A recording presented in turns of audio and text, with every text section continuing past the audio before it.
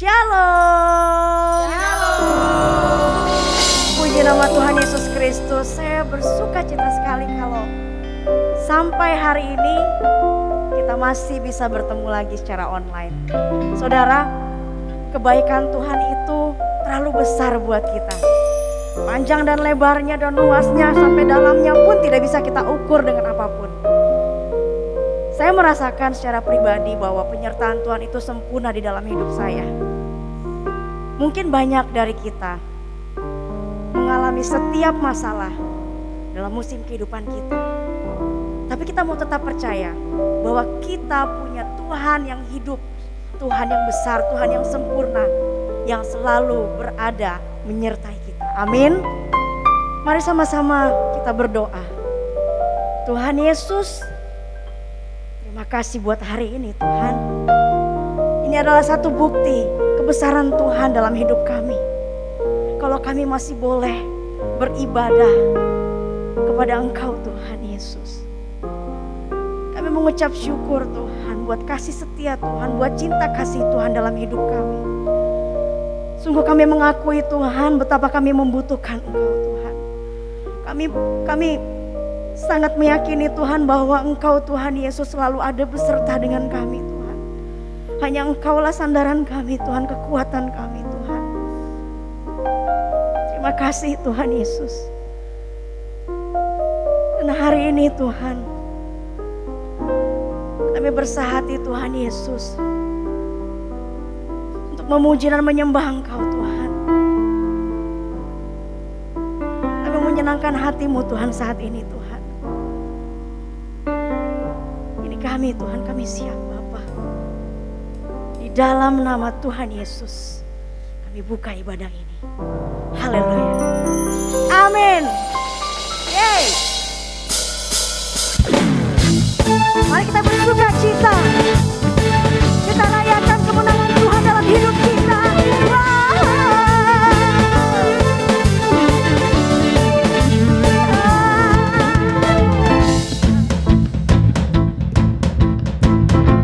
Haleluya. Katakan, pada siapa kau bandingkan perbuatannya yang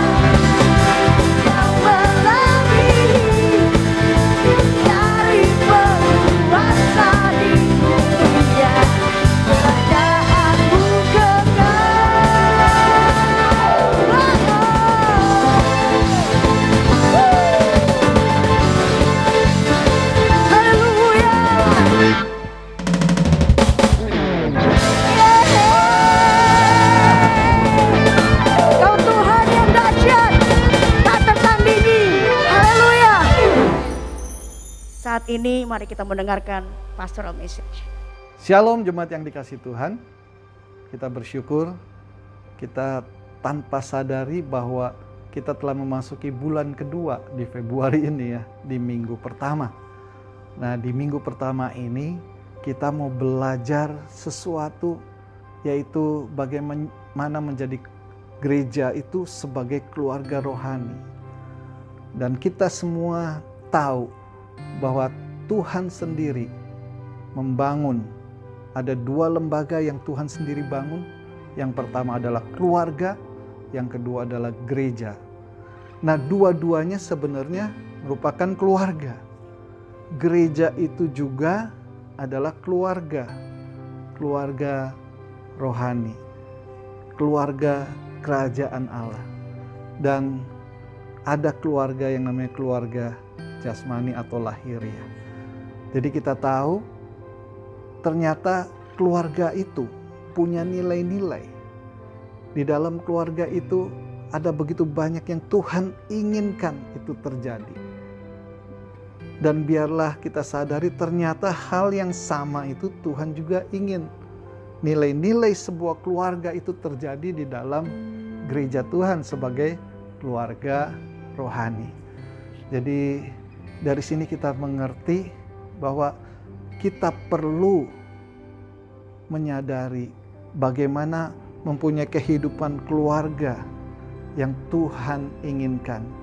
Kalau kita mengerti akan hal ini, kita mau sama-sama terapkan itu, nilai-nilai itu di dalam gereja.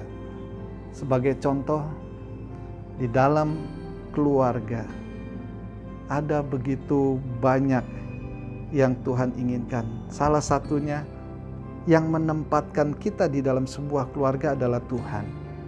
Kita nggak bisa pilih. Sesungguhnya yang harus terjadi di dalam rumah Tuhan adalah ketika kita ada dalam satu komunitas, biarlah itu bukan karena keinginan kita, karena senang-senangnya kita, tetapi karena kita tahu Tuhan menempatkan kita di sana. Dan hubungan itu menjadi kuat. Apapun yang terjadi dalam sebuah rumah, itu tidak akan membuat kita keluar. Begitu juga yang terjadi di dalam sebuah gereja. Dan ada banyak hal yang lain. Tapi saya ajak kita semua, mari kita menyimak kebenaran firman Tuhan supaya kita belajar menjadi gereja sebagai keluarga. Tuhan Yesus memberkati.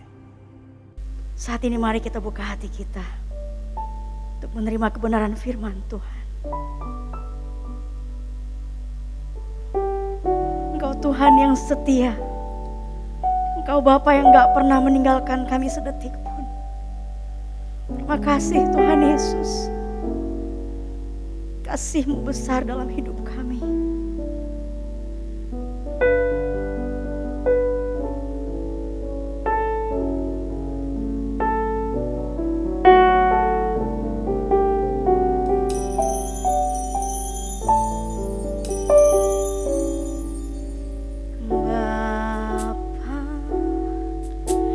Setia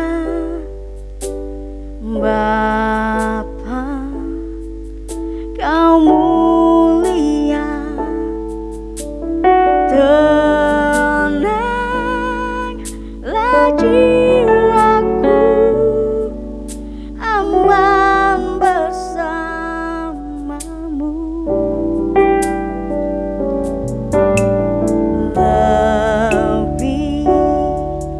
Dari harta Kaulah segalanya. Tenanglah jiwaku dalam hadirat-Mu. Kau tunjukkan kasih setiamu, Kau menyediakan yang ku perlu. Kau setia, Kau mulia, dulu, sekarang, dan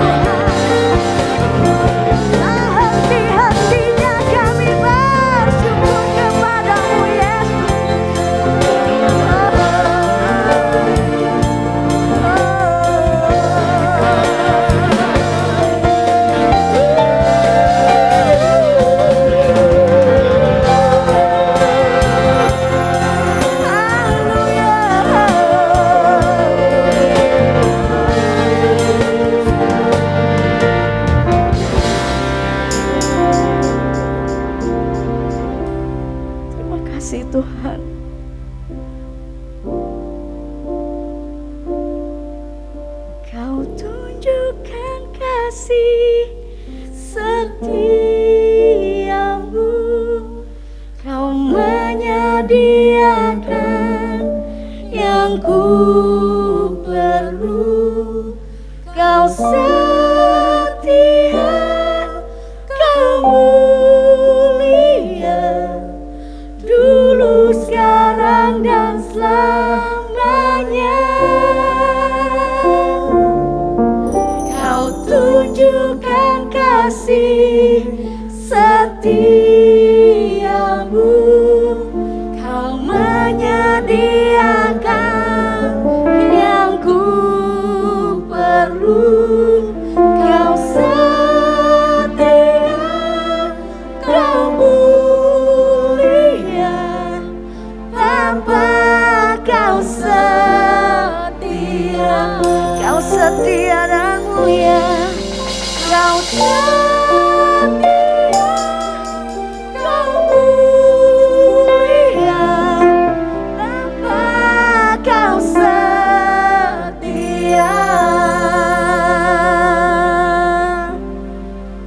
Terima kasih Tuhan. Saat ini Tuhan, hati kami siap mendengarkan isi hati-Mu Bapa. Biarlah firman kebenaran-Mu itu Tuhan boleh ditaburkan dalam hati kami Tuhan yang penuh sukacita Bapa. Biarlah firman-Mu mengubah hidup kami, menjamah setiap hati kami Tuhan. Biarlah kami dikuatkan. Bahkan kami semakin bergairah Tuhan Yesus. Kami semakin mencintai-Mu Bapa. Terima kasih Tuhan, terima kasih Yesus. Engkau pakai hamba-Mu yang akan memberitakan firman-Mu Bapa. Kau urapi dia Tuhan. Di dalam nama Yesus kami siap. Haleluya. Amin. Shalom jemaat yang dikasihi Tuhan. Pada minggu ini kembali kita mau merenungkan firman Tuhan yang akan membahas satu tema, gereja adalah keluarga. Jadi ini tema sebulan kita akan berbicara tentang ini, dan kita perlu menyadari bahwa esensi dari gereja itu bukan gedung, bukan merek gereja, tetapi gereja adalah eklesia atau orang yang keluar dari kegelapan, masuk di dalam terang kemuliaan Tuhan, ya dipanggil keluar. Ya kita semua nih orang-orang yang dipanggil keluar kemana? Ya kita menuju kepada terang kemuliaan Tuhan. Dan kita bersyukur kita adalah orang-orang yang dipanggil. Dan ketika berbicara tentang gereja, kita perlu menyadari bahwa gereja adalah sebuah keluarga. Dan bahkan sebaliknya, keluarga juga adalah gereja, dalam arti nuansa dalam rumah tangga atau keluarga itu harus ada di dalam gereja, dan sebaliknya nuansa dalam gereja itu harus ada di dalam keluarga. Contohnya kalau di gereja itu ada yang namanya firman, pujian, dan penyembahan, hal itu juga harus ada di dalam keluarga. Dan ketika berbicara tentang keluarga, adanya kebersamaan, adanya mungkin yang namanya keluarga itu tidak sempurna, ada kalanya pertengkaran satu dengan yang lain, tetapi dia tetap dalam satu keluarga. Keluarga adalah satu hubungan yang luar biasa yang harus juga terjadi di dalam gereja. Jadi kita belajar dari dua hal ini, kita mengangkat bahwa gereja adalah keluarga. Ya kita semua berbicara tentang keluarga, ada keluarga jasmani mungkin secara lahiriah, tapi ada gereja yang namanya keluarga rohani, yaitu kita semua. Dan biar kita ciptakan kekeluargaan ini di dalam kehidupan kita juga berjemaat. Dan kita sama-sama mau mulai dengan satu ayat yang dikenal ya, bahwa seringkali dipakai untuk menyatakan bahwa kita ini keluarga. Dikatakan kamu bukan orang asing. Jadi sebagai anggota keluarga di dalam gereja, kita ini bukan orang asing, orang pendatang, tetapi menjadi bagian di dalamnya. Nah, untuk belajar bagaimana kita sebagai keluarga di dalam gereja, kita mau satu hal yang kita harus belajar adalah bicara tentang tertanam. Nah, sebelum kita berbicara tentang tertanam, kita juga harus mengerti bahwa baik keluarga maupun gereja itu adalah dua lembaga yang Tuhan sendiri yang membangunnya. Jadi bahkan Tuhan sendiri yang menjadi kepala baik terhadap keluarga maupun terhadap gereja. Sebab Kristus adalah kepala dari suami, kepala keluarga itu sendiri, dan juga Kristus adalah kepala gereja. Jadi kita mengerti bahwa siapa yang menjadi pimpinan tertinggi di dalam keluarga maupun di dalam gereja sebagai keluarga. Jadi kita sudah sama-sama mau menyadari hal ini, kita sepakati dari awal supaya kita ke depannya bisa berbicara lebih jauh lagi. Yang pertama, saya ingin kita semua memperhatikan bahwa dalam Kolose 2 ayat 6-7, di sana dikatakan, kamu telah menerima Kristus Yesus, Tuhan kita. Karena itu hendaklah hidupmu tetap di dalam Dia. Hendaklah kamu berakar di dalam Dia dan dibangun di dalam Dia. Hendaklah kamu bertambah teguh dalam iman yang telah diajarkan kepadamu. Dan hendaklah hatimu melimpah dengan syukur. Dari sini kita perlu bahwa mengerti kita tidak bisa memilih. Ketika kita percaya kepada Tuhan, sebagaimana dikatakan itu harus tetap. Ya, tetap ini berbicara tentang berarti tertanam. Itu berbicara tentang tertanam di dalam Tuhan. Begitu juga dengan keluarga. Ketika kita terhisap di dalam satu keluarga, kita nggak pernah bisa pilih. Kita mau lahir di keluarga mana, kita mau ada di keluarga mana, tetapi Tuhan menetapkan kita ada di dalam satu keluarga.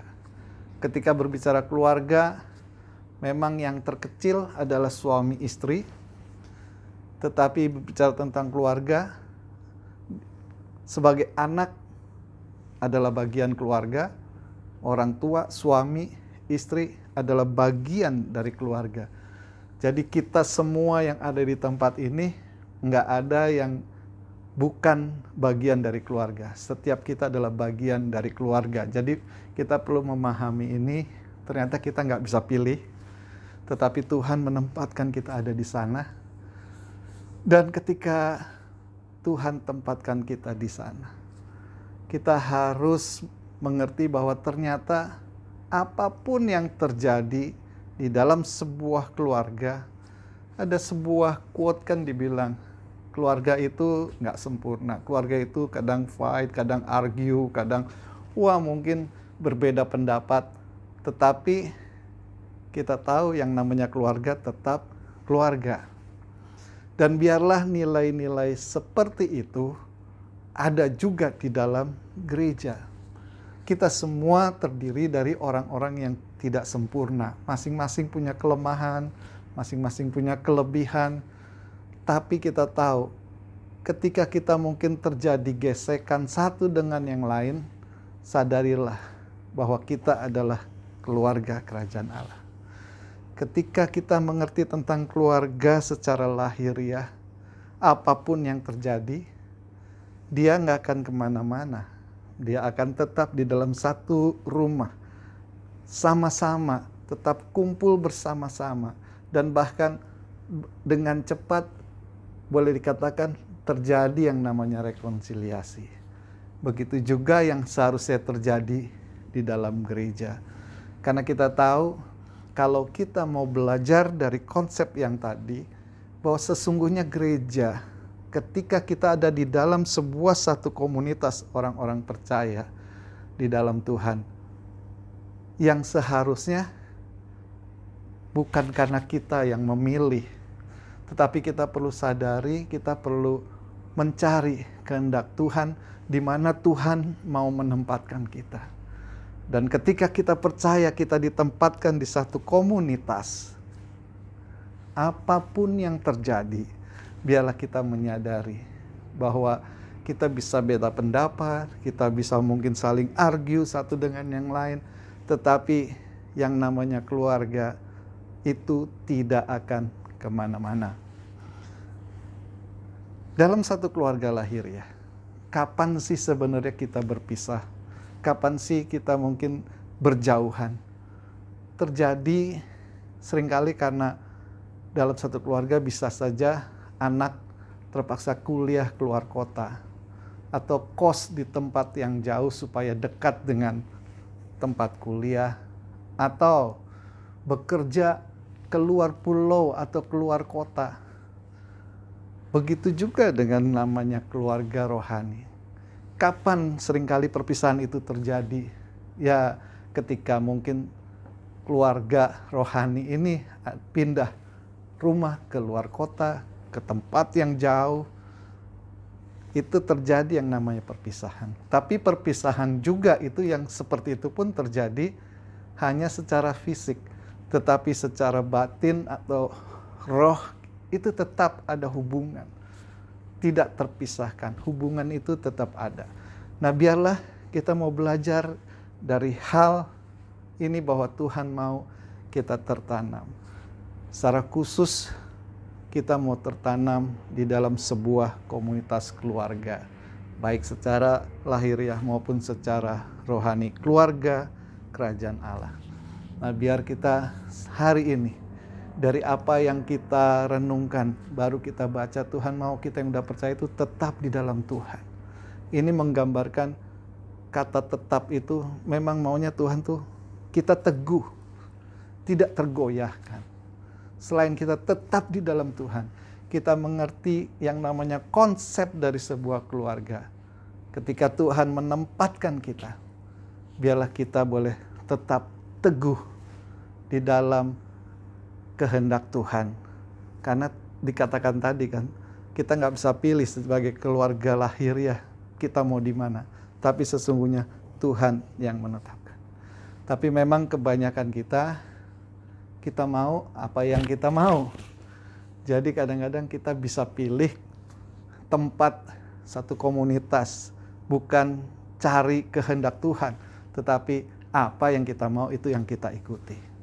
Makanya nggak heran kita bisa yang namanya terjadi perpindahan dari satu ke tempat yang lain. Tapi saya percaya kalau kita mengerti satu konsep keluarga ini, apapun yang terjadi, kita akan tetap dalam satu komunitas yang Tuhan taruh. Seperti tadi saya katakan, perpisahan hanya terjadi jika ada namanya pindah pekerjaan, keluar pulau, pindah rumah ke tempat yang begitu jauh. Dan mungkin karena ada sekolah bagi generasi muda, keluar negeri atau komunitas yang jauh tempatnya. Kita percaya kalau kita praktekkan ini, gereja ini menjadi satu keluarga rohani. Itu menjadi nyata. Nilai-nilai dalam keluarga ini ada di dalam gereja Tuhan. Nah, ketika kita mendengar kata gereja, biarlah kita sama-sama mau menyadari yang teringat di kita bukan gedungnya, mungkin besar kecilnya gedung, tetapi yang ada dalam pikiran kita adalah sebuah keluarga. Saya percaya kalau itu yang ada dalam hidup kita, maka gereja Tuhan akan bertumbuh dan hubungan satu dengan lain akan terjadi secara harmonis. Kita bersyukur, biarlah kita mengerti bagian awal ini, bagaimana Tuhan mau kita tertanam di dalam satu komunitas yang Tuhan tempatkan kita. Mungkin tempat itu nggak seperti yang kita bayangkan. Mungkin kita ada di sebuah keluarga yang tidak seperti yang kita bayangkan atau inginkan. Tapi sebagai kenyataan Tuhan menempatkan kita di sana. Begitu juga dengan Berea. Tuhan menempatkan kita di satu komunitas yang namanya Basilea. Biar setiap kita yang ditempatkan Tuhan di Basilea, secara khusus di Kelapa Gading, biar saudara-saudara boleh tetap teguh, tertanam, bertumbuh bersama-sama dalam sebuah keluarga dengan sebuah nilai-nilai yang sama, sehingga kita percaya hidup kita boleh menyenangkan hati Tuhan. Dan yang kedua, perlu adanya sebuah hubungan, persekutuan, relasi antara anggota keluarga yang satu dengan yang lain. Saya ingin bacakan, diambil dari Yohanes 15 ayat 4. Tinggallah dalam aku dan aku di dalam kamu. Sama seperti ranting tidak dapat berbuah dari dirinya sendiri kalau ia tidak tinggal pada pokok anggur. Demikian juga kamu tidak berbuah jikalau kamu tidak tinggal di dalam aku. Nah, jadi sebuah relasi itu sangat penting. Sebagai umat percaya dikatakan kamu tidak dapat berbuat apa-apa tanpa aku, tanpa Tuhan. Dan Tuhan menggambarkan pokok anggur dengan ranting-rantingnya. Yang diharapkan Tuhan adalah sebuah ranting itu melekat pada pokoknya. Maka dia bisa bertumbuh. Ada sebuah hubungan yang intim. Nah, berbicara tentang hubungan, begitu juga yang terjadi di dalam sebuah keluarga. Hubungan itu perlu terjadi, interaksi itu perlu terjadi di dalam sebuah keluarga. Orang tua dengan anak, anak dengan orang tua, suami dan istri, dan sebaliknya. Ada namanya interaksi, ada namanya komunikasi. Untuk sebuah hubungan, penting kita nih berkomunikasi. Begitu juga di dalam gereja. Penting kita mempunyai sebuah hubungan yang didasari dengan komunikasi yang baik. Tapi yang pertama, kita perlu menyadari yang pertama harus ada di dalam keluarga adalah komunikasi dengan Tuhan. Itu terlebih dahulu. Dalam Yohanes yang tadi kita baca, tinggallah di dalam aku. Itu yang Tuhan mau. Keluarga ada untuk punya relasi dengan Tuhan yang kuat. Tanpa itu, maka dikatakan kamu tidak dapat berbuat apa-apa. Tetapi dengan mempunyai relasi dengan Tuhan, hubungan yang kuat dengan Tuhan, maka kita tahu kita akan mampu untuk bertumbuh dan berbuah. Nah, dari sini berarti di dalam gereja Tuhan sebagai keluarga rohani, kita juga perlu yang namanya intim dengan Tuhan. Adanya kedekatan dengan Tuhan. Nah, bicara tentang intim hubungan, perlu adanya komunikasi. Yang jadi pertanyaan, bagaimana kita bisa berkomunikasi dengan Tuhan? Hanya satu cara dan sarana yang Tuhan beri untuk kita bisa komunikasi dengan Tuhan, yaitu yang namanya doa. Komunikasi dua arah itu terjadi ketika kita kenal namanya saat teduh. Nah, itu adalah komunikasi dua arah. Bukan hanya kita kepada Tuhan, mungkin kita minta permohonan, minta perlindungan, tapi enggak. Tetapi yang paling penting dalam sebuah hubungan, dalam sebuah komunikasi dengan Tuhan adalah mencari kehendak Tuhan di dalam kehidupan kita sebagai umatnya. Nah, kalau kita mencari kehendak Tuhan, kita berdoa, Itu adalah pernyataan kita kepada Tuhan. Bisa sebuah ekspresi kasih kita kepada Tuhan. Bisa juga sebuah ekspresi ucapan syukur kita kepada Tuhan. Kesukaan kita berikan pada Tuhan.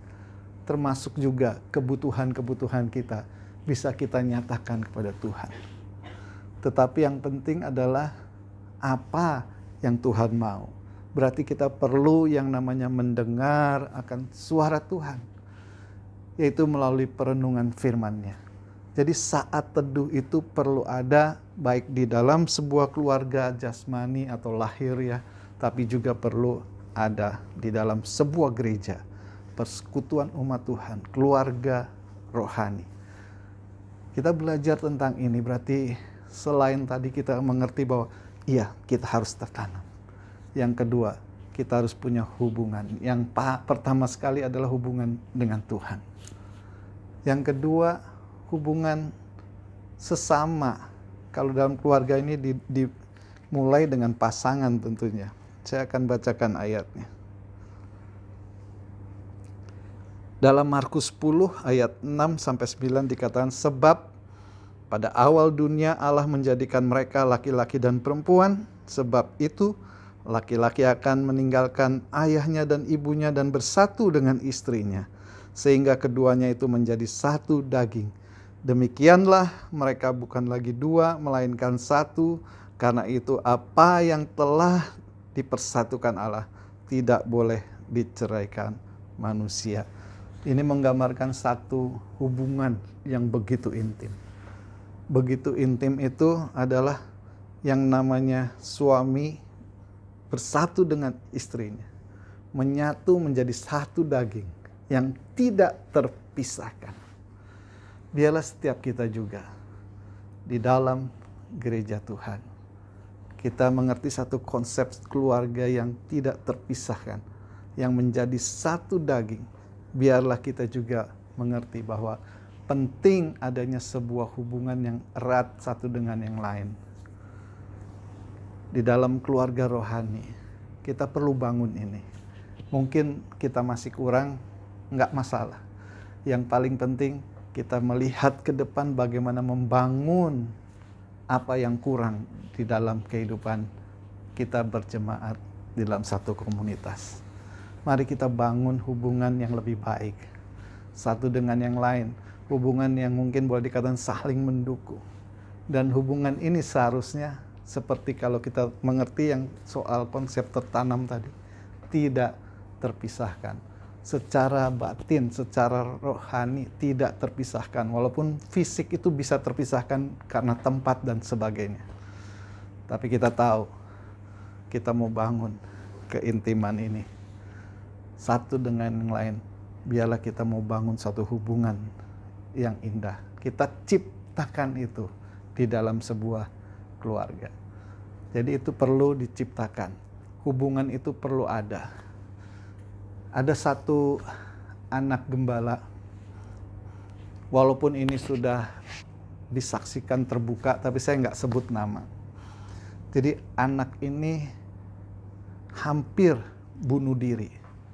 Sebagai anak gembala sidang hampir bunuh diri. Ketika sang gembala ini, ayahnya ini tahu, dia pikir kenapa bisa seperti itu. Dan ternyata memang boleh dibilang nggak ada hubungan.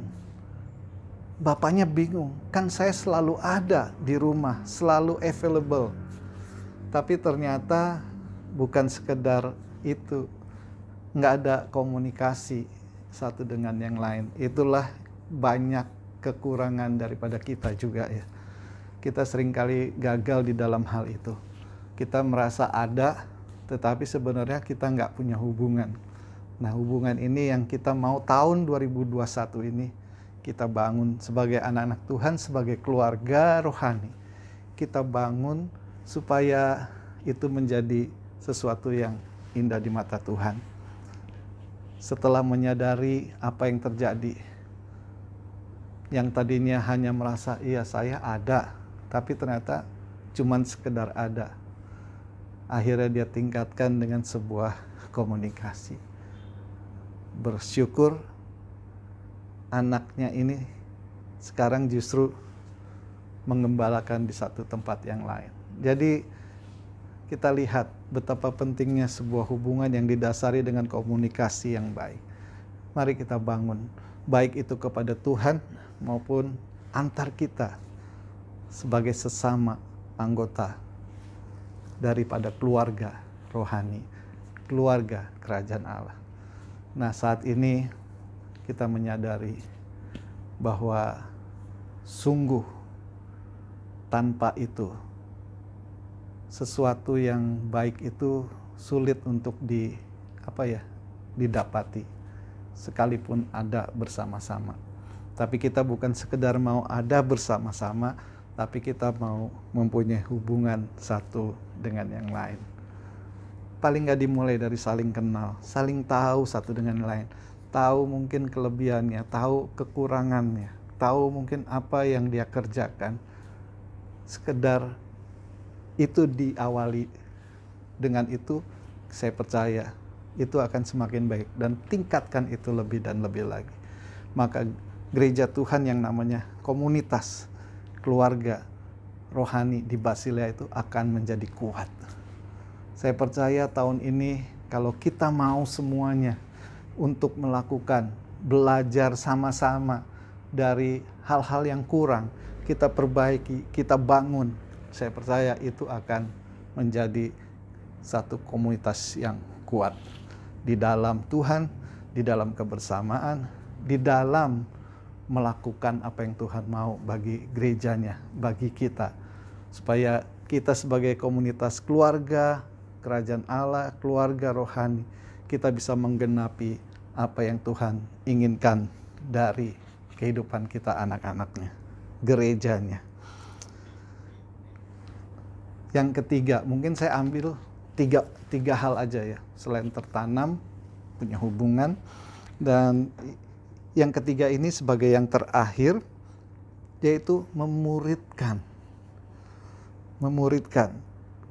Di sana dikatakan haruslah engkau mengajarkannya berulang-ulang kepada anak-anakmu dan membicarakannya apabila engkau duduk di rumahmu, apabila engkau sedang dalam perjalanan, apabila engkau berbaring, dan apabila engkau bangun.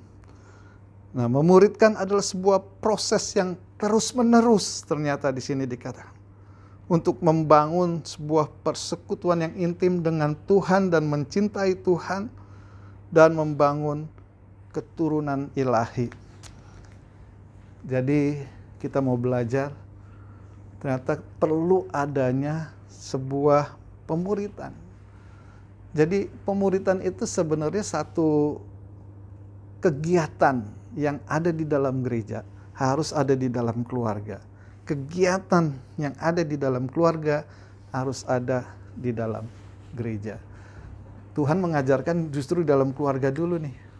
Ajarkan kepada anak-anakmu.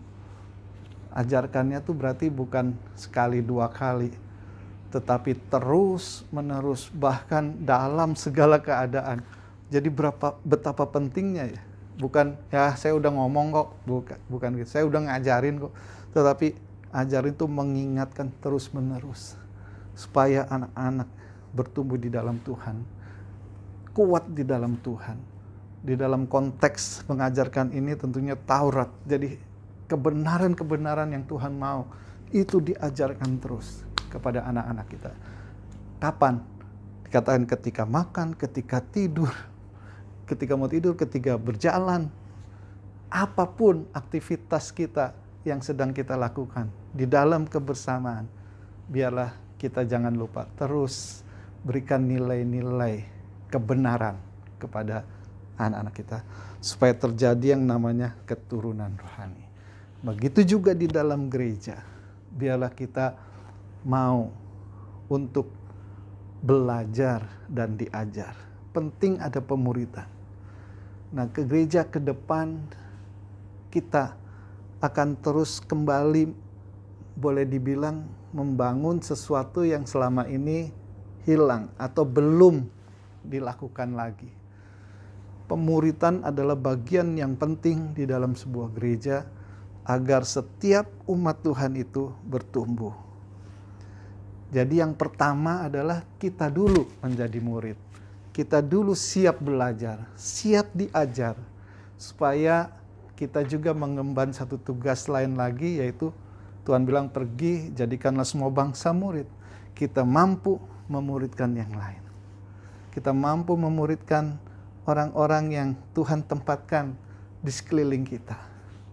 Nah, biarlah ini kita pahami, ternyata di dalam sebuah keluarga penting yang namanya terjadi pemuridan. Biarlah sebagai anggota keluarga kita mau belajar dan diajar dan mengajar juga di dalam rumah Tuhan. Kita mau belajar, mau diajar, dan mau untuk mengajar, dalam arti memuridkan yang lain. Biarlah kita menangkap inti dari pesan Tuhan pada hari ini. Biarlah kita mengerti semua itu harus terjadi di dalam rumah Tuhan. Sebagaimana terjadi di dalam keluarga lahiriah. Supaya apa? Sebab ada tujuan ketika Tuhan menginginkan kita melakukan 3 hal tadi. Mungkin seharusnya ada banyak hal, tapi hari ini saya mengangkat 3 hal ini supaya terjadi yang namanya pertumbuhan. Seperti tadi dikatakan kan dalam pokok anggur itu melekat. Kenapa tadi harus melekat? Tujuannya supaya terjadi pertumbuhan. 2 Petrus 3 ayat 18 berkata, tetapi bertumbuhlah dalam kasih karunia dan dalam pengenalan akan Tuhan dan Juru Selamat kita, Yesus Kristus. Biarlah kita bertumbuh terus di dalam kasih karunia, dalam pengenalan akan Tuhan. Dan itu membawa kita terus pada pertumbuhan. Ketika 3 hal itu terjadi di dalam sebuah keluarga, di dalam sebuah keluarga rohani. Saya percaya melalui semua itu kita akan bertumbuh. Dan yang kedua adalah berdampak. Jadi bukan hanya bertumbuh, tapi berdampak bagi orang di sekeliling kita. Matius 5 ayat 16 berkata, demikianlah hendaknya terangmu bercahaya di depan orang, supaya mereka melihat perbuatanmu yang baik dan memuliakan Bapamu yang di surga. Jadi dari sini, biarlah melalui pertumbuhan rohani kita kepada Tuhan, maka orang melihat hidup kita, orang melihat pikiran, perbuatan kita, mungkin dikatakan perkataan kita. Wah, mereka yang melihat itu memuliakan Bapa di surga. Justru hidup kita ini bukan membawa orang kepada kita, tetapi membawa orang melihat Bapa di dalam kehidupan kita. Sehingga mereka juga boleh memuliakan Bapa di surga. Jadi biarlah setiap kita hari ini, mari tanamkan dalam hati kita bahwa kita sebagai gereja Tuhan adalah keluarga. Mari kita bangun nuansa keluarga di dalam gereja kita, dan biarlah kita bisa belajar. Mungkin kita belum banyak yang kita bisa lakukan, tapi tahun ini mari kita bangun itu, sehingga benar-benar kita menjadi satu keluarga di mana nilai-nilai tadi tertanam di dalam Tuhan, punya hubungan dengan Tuhan dan dengan sesama di dalam gereja. Dan yang ketiga tadi kita juga belajar bagaimana kita mau melakukan sesuatu yang luar biasa yang Tuhan ajarkan, yaitu memuridkan yang lain. Jadi jadilah murid, belajar, diajar, dan mengajar. Kurang lebih seperti itu 3 hal ini di dalam gereja Tuhan. Maka kita akan bertumbuh di dalam kasih karunia dan pengenalan akan Tuhan. Dalam pertumbuhan kita sebagai anak Tuhan, orang melihat hidup kita, perkataan, perbuatan kita yang baik dikatakan. Hidup yang penuh dengan terang Tuhan itu boleh dilihat sehingga orang memuliakan Bapa di surga. Puji Tuhan, Tuhan Yesus memberkati kita semua. Haleluya. Amin. Kita berdoa. Bapa dalam surga, kami bersyukur kami boleh merenungkan kebenaran firman Tuhan. Biarlah firman-Mu yang sederhana ini boleh membangun kami sebagai umat-Mu Tuhan. Menjadi satu umat yang memahami bahwa gereja, yaitu kumpulan orang-orang yang percaya, yaitu setiap anak-anak-Mu yang ada di dalam Basilea ini, boleh mengerti bahwa kami adalah keluarga rohani. Terima kasih Tuhan, biarlah nilai-nilai yang Tuhan ajarkan hari ini boleh terjadi di dalam kehidupan umat-Mu. Terima kasih Tuhan Yesus. Biarlah segala kemuliaan kami kembalikan kepadamu. Di dalam nama Tuhan Yesus. Haleluya. Amin. Jemaat masih memiliki kesempatan yang sama untuk menabur bagi pekerjaan di rumah Tuhan. Untuk persembahan mingguan, persepuluhan, dan persembahan lainnya dapat melalui transfer ke nomor rekening gereja berikut ini.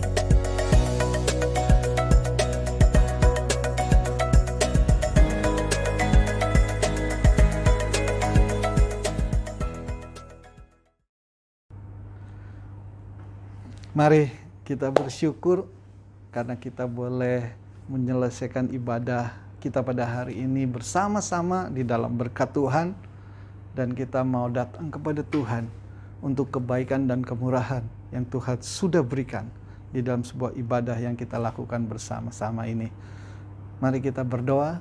Bapa dalam surga, kami bersyukur untuk kebaikan, kemurahan Tuhan yang walaupun kami masih terpisah di dalam tempat, tetapi kami tahu kami terus dipersatukan di dalam kasih Tuhan, di dalam roh-Mu, sehingga kami masih boleh terus terhubung satu dengan yang lain di dalam sebuah ibadah, persekutuan daripada anak-anak-Mu Tuhan.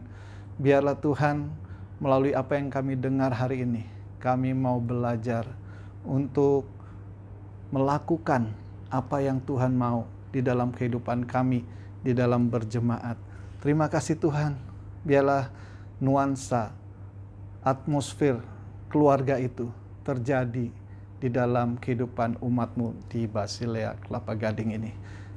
Biarlah segala kemuliaan hanya bagi nama-Mu, dan kami terus berdoa Tuhan, di masa-masa pandemi seperti ini, jaga dan lindungi umat-Mu Tuhan, jauhkan dari segala virus, jauhkan dari segala sakit penyakit, jauhkan dari segala mara bahaya, bahkan jauhkan anak-anak-Mu dari segala bencana yang belakangan ini terjadi. Kami percaya Tuhan, perlindungan Tuhan ada atas anak-anak-Mu Tuhan. Terima kasih untuk semua kebaikan dan kemurahan Tuhan. Dan biarlah Tuhan, hari ini kami mau bersyukur karena Engkau begitu mengasihi kami dan selalu menyediakan berkat-berkat bagi kami. Dan bahkan hari ini di dalam ibadah kami, mengakhiri ibadah ini pun kami percaya berkat Tuhan secara khusus dicurahkan bagi kami umat-Mu. Terima kasih Tuhan. Umat yang dikasihi Tuhan, mari kita mau arahkan hati kita. Bahkan kita mau mengangkat tangan kita bertuju kepada Tuhan sebagai tanda dan bukti kita percaya bahwa ada berkat yang Tuhan sediakan bagi kita. Umat yang dikasihi Tuhan, teruslah percaya bahwa berkat yang luar biasa, berkat yang melimpah, berkat penyertaannya itu ada atas kehidupan kita semua. Penyertaan Tuhan yang membuat setiap umat Tuhan berhasil, itu juga ada dalam hidup kita. Sehingga hari-hari di depan kita, saya percaya bahwa umat Tuhan akan terus mengalami yang namanya keberhasilan, karena Tuhan beserta dengan kita. Saat ini umat yang dikasihi Tuhan, terimalah segala berkat dan rahmat daripada Allah Bapa, anugerah dan belas kasihan daripada Tuhan kita Yesus Kristus, serta persekutuan, penghiburan dan kuasa daripada Roh Kudus itu menyertai kita mulai hari ini sampai Maranatha, Tuhan Yesus datang kembali. Haleluya. Semua yang percaya dan bersyukur katakan amin. Amin.